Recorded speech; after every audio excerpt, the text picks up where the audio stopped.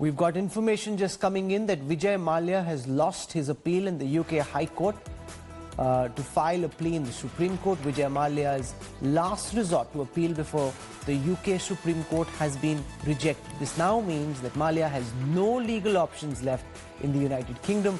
The London High Court has already ordered his extradition to India.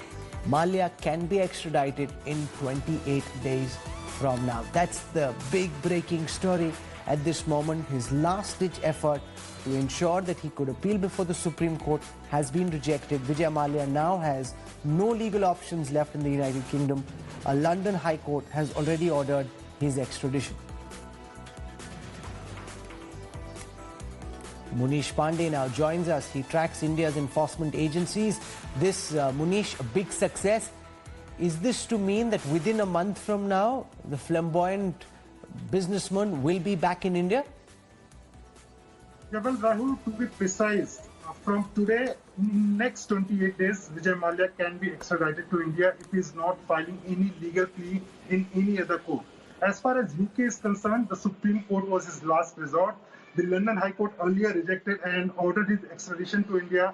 But then according to UK law, you have to file an application before the London High Court and then you can get permission to appeal before the Supreme Court. But now this application has also been rejected. It means that he cannot approach Supreme Court. It was his last resort before the UK courts, and now the only option he has left to approach the human rights courts in Europe. That also is very dicey because most of the cases which are rejected by the High Court or Supreme Court in any other country in Europe, they are not accepted by the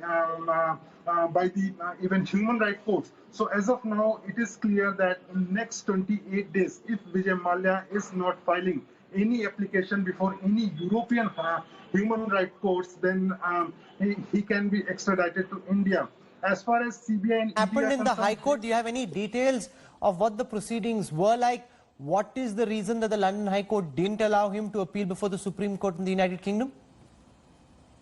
Yeah, well, remember earlier this was the same London High Court which rejected his plea challenging the extradition order by the trial court, that is the Westminster Magistrate Court. Now the first appeal was the written application by Vijay Mallya. The argument went on, and on 3 accounts.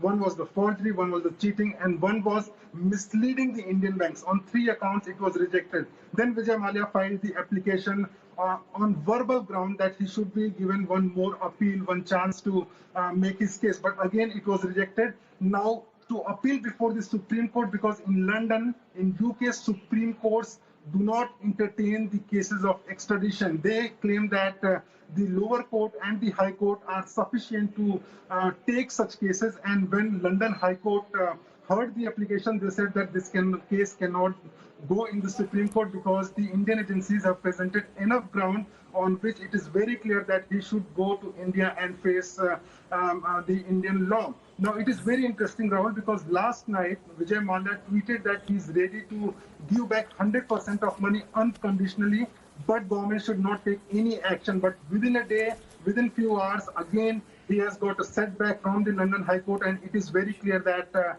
in next 28 days, the proceedings will already been initiated by the UK Home Office, and in next 28 days, he can be extradited to India. Well, that ship has passed, or should I say, that Formula One car has whirred past for Vijay Mallya.